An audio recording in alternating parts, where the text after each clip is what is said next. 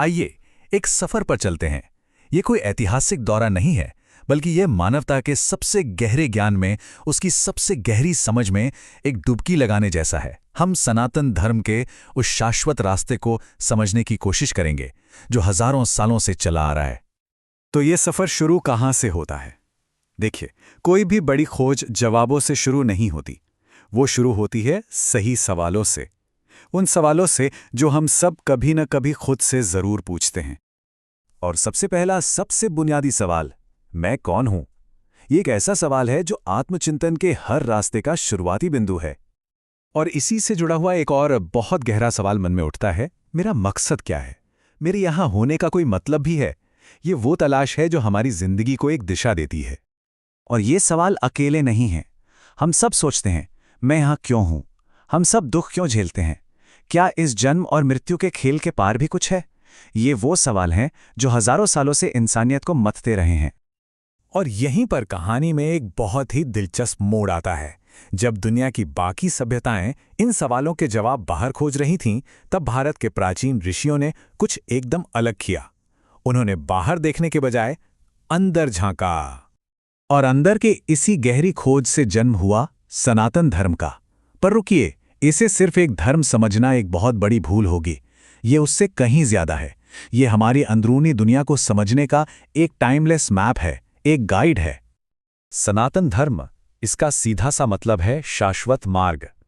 ये ज्ञान की एक ऐसी सभ्यता है जिसे हजारों सालों में अनगिनत ऋषियों ने अपने अनुभव से संवारा है, और इसका मकसद एक ही है, आंतरिक स्वतंत्रता। तो फिर आखिर ये है क्या? समझिए, ये जीने का एक तरीका है। ये चेतना को समझने का एक विज्ञान है। ये स्व यानी सेल्फ का दर्शन है। और सबसे बढ़कर ये एक सार्थक जीवन जीने के लिए एक प्रैक्टिकल मैनुअल है।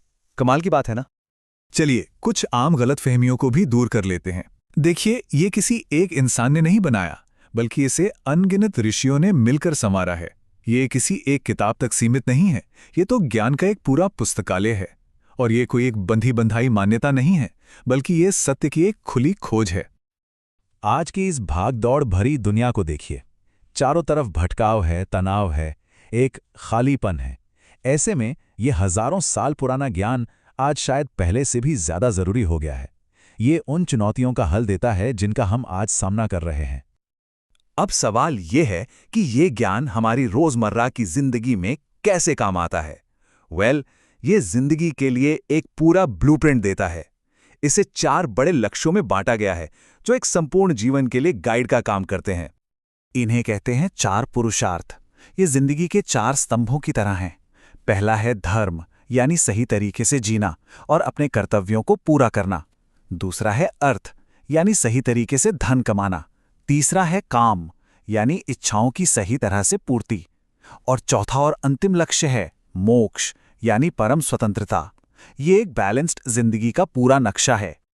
और एक बात साफ समझनी होगी, ये कोई सख्त नियम कानून नहीं है। ये तो बस वो सार्वभौमिक सच हैं जो हर इंसान की जिंदगी पर लागू होते हैं। अब हम इस सफर के दिल तक पहुंच रहे हैं, उस परम सत्य की ओर जो इस पूरे दर्शन के केंद्र में है। तो ये सारा ज्ञान, ये सारी खोज आखिर हमें कहाँ ले जाती है? सिर्फ एक हैरान कर देने वाले सच की तरफ, तत्त्वम् असि, जिसका मतलब है तुम वही हो। उपनिषदों का ये एक छोटा सा वाक्य इस पूरे सफर का सार है। तो इसका मतलब क्या हुआ? इसका मतलब बहुत गहरा है। इसका मतलब है कि वो दिव्यता जिसे हम बाहर मंदिरों में, मूर्तियों में खोजते हैं, वो असल में हमारे अंदर ही है। हम सिर्फ ये शरीर नहीं हैं, हम सिर्फ ये मन नहीं हैं, हम तो शुद्ध चेतना हैं। यही हमारी असली पहचान है। तो इस सच को जानने के बाद अब क्या? ये प्राचीन ज्ञान हमारी मॉडर्न जिंदगी में कैसे फिट होता है? यहीं से हर इंसान का अपना व्यक्तिगत सफर शुरू होता है।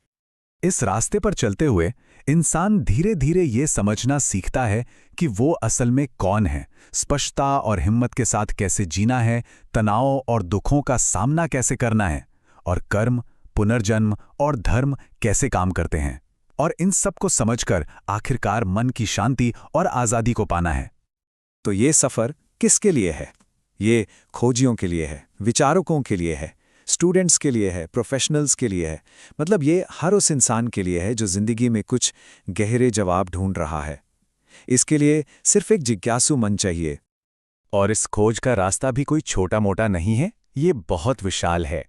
ये दुनिया के सबसे पुराने ग्रंथ वेदों से शुरू होकर उपनिषदों तक जाता है, जो स्व का दर्शन है। रामायण और महाभारत हमें धर्म को जीना सिखाते हैं। भगवद गीता जीवन का मनोविज्ञान है, और योग और वेदांत हमें परम सत्य तक पहुंचने का रास्ता दिखाते हैं।